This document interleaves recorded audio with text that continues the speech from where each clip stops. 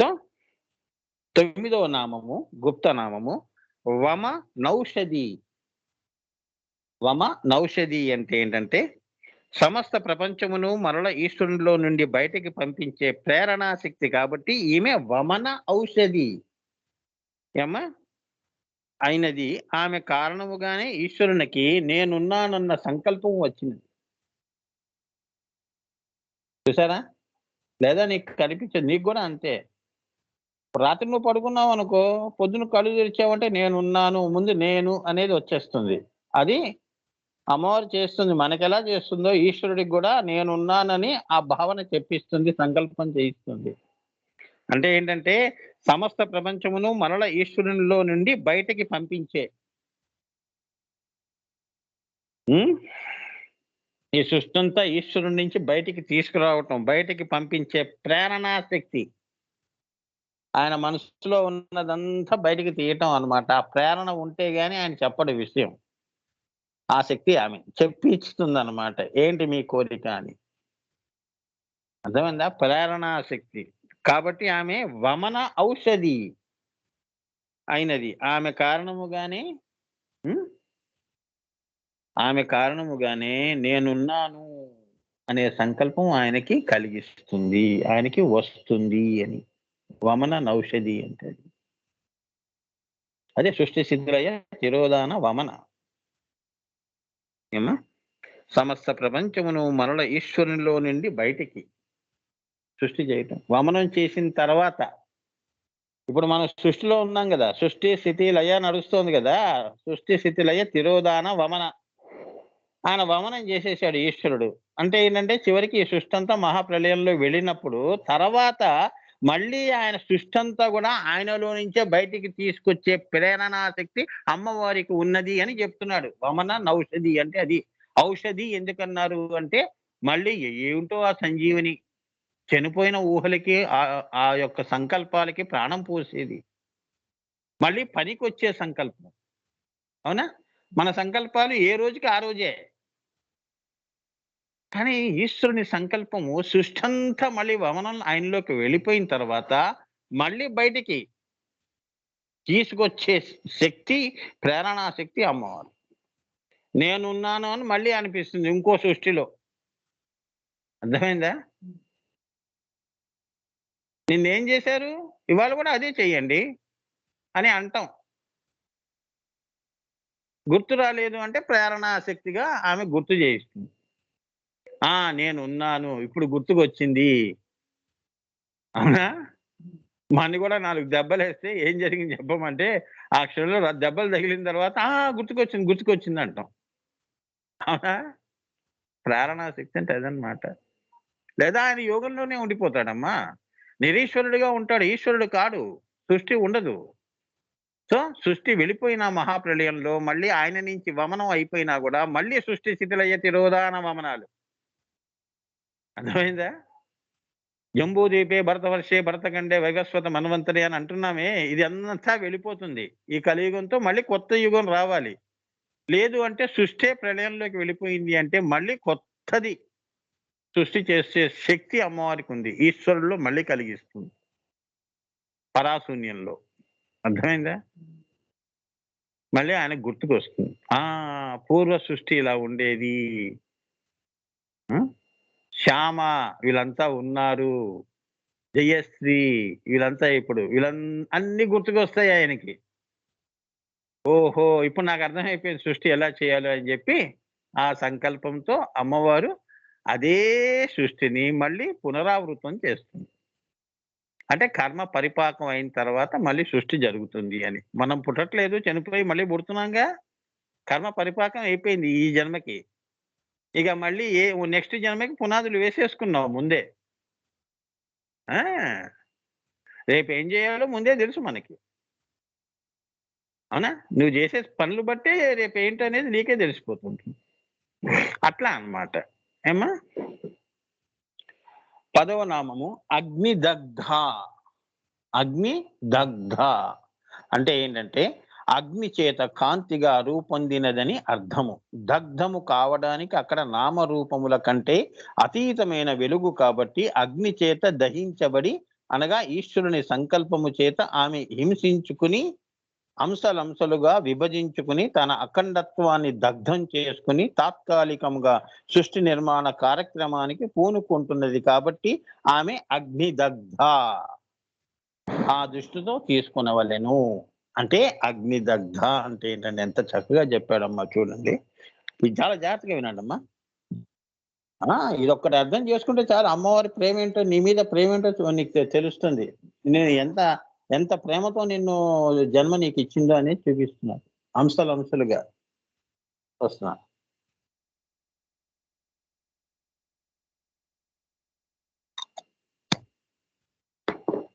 అగ్ని చేత కాంతిగా రూపొందినదని అర్థము. దగ్ధము కావడానికి అక్కడ నామరూపముల కంటే అతీతమైన వెలుగు. కాబట్టి అగ్ని చేత ఈశ్వరుని సంకల్పము చేత ఆమె హింసించుకొని, ఈశ్వరుడికి సంకల్పము అఖండంగా ఉంది కదా, అందులో చితగ్నిగా అగ్ని దగ్ధ అంటే కోరిక ఎలా ఉంటుంది? వేడిగా ఉంటుంది. కాబట్టి చిత్ ఎలా ఉంది? అగ్ని రూపంలో ఉంది. ఈ స్థూలాగ్ని కాదమ్మా, చితగ్ని అంటారు. అది నీ ఆత్మ ఇప్పుడు మూడో కన్ను దగ్గర చితగ్ని అమ్మా. కిందని ఉన్నప్పుడు ఏమిటది? భూతాగ్నిలో ఉన్నావు, ఆ శరీరంలో ఉన్నావు కాబట్టి భూతాగ్ని. ఆ భూతాగ్ని వలననే నువ్వు అన్నం తినగలుస్తున్నావు, అరాయించుకోగలుస్తున్నావు.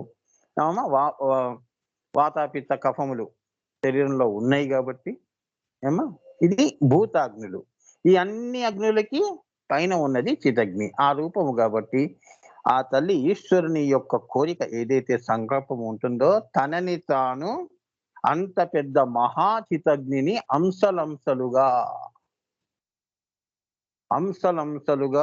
హింసించుకొని, అంటే తనని తాను దగ్ధము చేసుకొని ఏమా, దగ్ధము చేసుకుని తాత్కాలికముగా సృష్టి నిర్మాణ కార్యక్రమానికి పూనుకుంటోంది.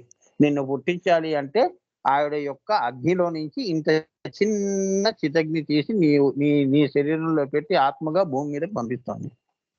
అఖండం ఖండం అవుతుంది. అలా ఖండాలుగా తనని తాను హింసించుకుంటోంది తల్లి. ఆవిడే సింహాసనేశ్వరి, హింసాసనేశ్వరి. చాలా అంతే కదా. 0 ఒకటి మళ్ళీ ఇంకోటి చేసి 2 చేసి 2ని మళ్ళీ ఇంకోటి కలిపి 3 చేసి మళ్ళీ ఇంకోటి కలిపి 4 చేసి ఇంకోటి కలిపి 5 చేసి ఇలా సృష్టి జరుగుతోంది. అనేకము వస్తోంది. ఏకము నుంచి అనేకము అమ్మా, ఏకము నుంచి అనేకము వస్తోంది. ఎంత నెంబర్ నువ్వు ఆకాశంలో ఆ నక్షత్రాలు లెక్క పెట్టగలుస్తావా? అలా సృష్టి పెరిగిపోతోంది అని తనని తాను హింస చేసుకొని హంసలుగా సృష్టి వచ్చేవాళ్ళు వస్తున్నారు, పోయేవాళ్ళు పోతున్నారు. అందుకే ఆమె ఎవరు? ఏమిటి? అగ్ని దగ్ధ. ఇప్పుడు క్యాండిల్ కూడా అంతే కదమ్మా. ఇప్పుడు మనం కూడా ఏంటంటే వేదాంత దూరంలో పిల్లల దగ్గర కానీ 10 మంది దగ్గర కూడా జీవన జ్యోతిగా నేను దహించుకుపోయానండి. అందరి ఎదుగుదలకి నేనే కారణం. అందరికీ పెళ్లిళ్ళు చేశాను. అందరినీ కూడా నా యొక్క నీడలో నా యొక్క కాంతి, నేను ఇచ్చిన కాంతి. క్యాండిల్ కూడా అంతే కదా, తను తాను దగ్ధమైపోతూ నీకు వెలుతురు ఇస్తుంది. అంతే కదా దీపం. మనకు కృతజ్ఞత ఎక్కడుంది మానవులకి? అవునా? ఆమె ఏమి ఇస్తోంది? వెలుగిస్తోంది.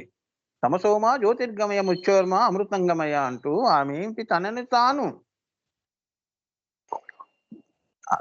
తాను హింస చేసుకొని అంశలంశలుగా ఆత్మలుగా, పరమాత్మ అన్ని ఆత్మలుగా అన్నిట్లో కూడా తానే ఉంటూ ఈ సృష్టిని నడుపుతున్న తల్లి ఈమె. అందుకే ఈమె అగ్ని దగ్ధ. ఎవరిని బాధ పెట్టలేదు. అర్థమైందమ్మా? మనం బతకాలి అంటే పక్కవాడిని హింసిస్తే గాని మనం బతకలేము.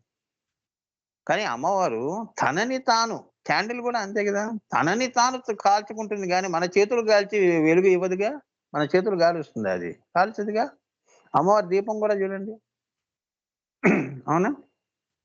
తనని తాను కాల్చుకుంటూ దీపం ఇస్తుంది. దైవ దర్శనం చేసుకుంటున్నాం దీపాల యొక్క వరుసలో. అవునా? దాన్ని ఎవరు దండం పెట్టరు.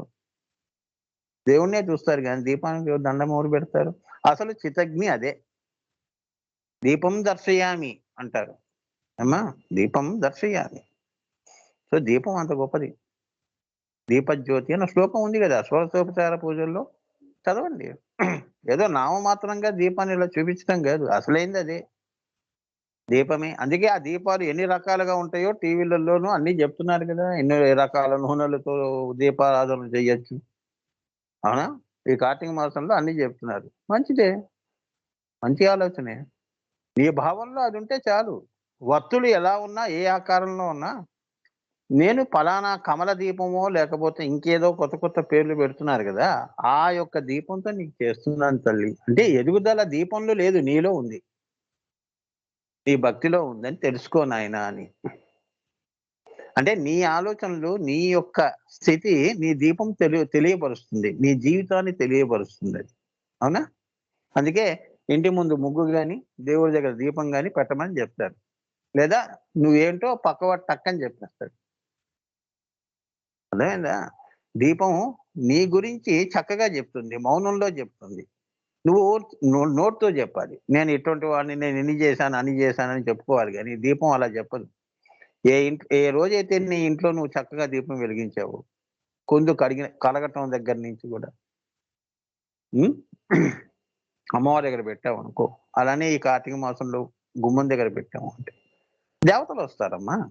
దేవతలొస్తారు అంటే ఏంటంటే, మంచి వ్యక్తులు వస్తారు అని. మంచి భావాలతో కలిగి ఉన్న, శుభప్రదమైన భావాలతో ఉన్నవాడు నీ ఇళ్ళల్లో తిరుగుతూ ఉంటారు అని.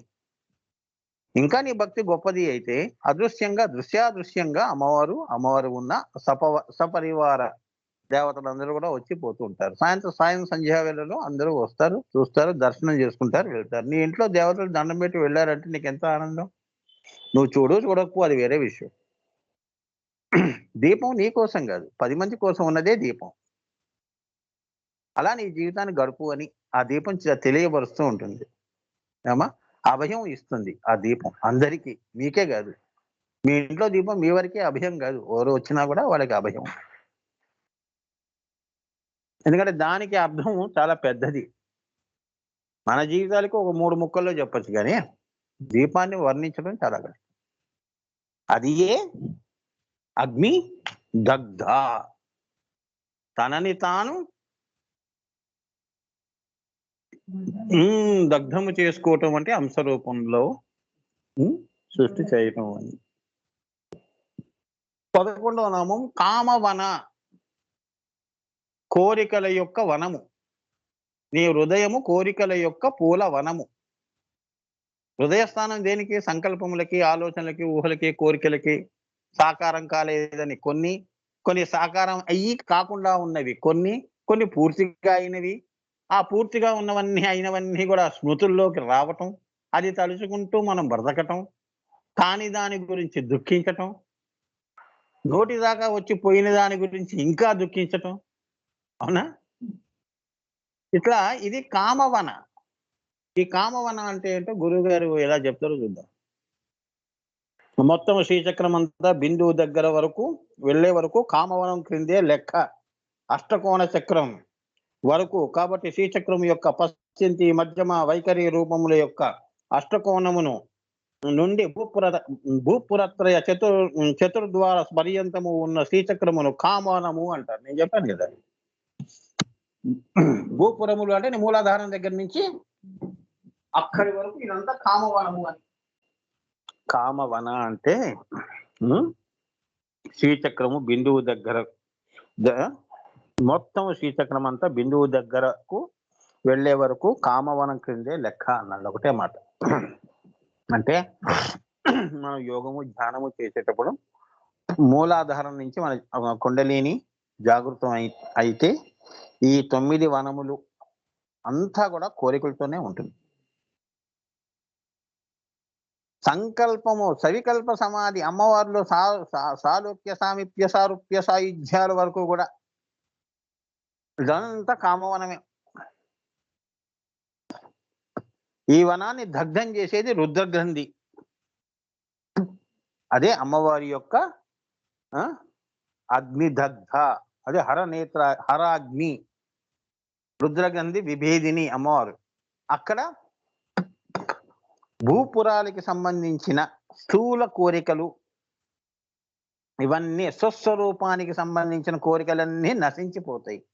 ఇంకా అక్కడి నుంచి నీ యొక్క మళ్ళీ కామవనములు అంటే ఏంటంటే పై యొక్క కోరికలు కొన్ని ఉంటాయి.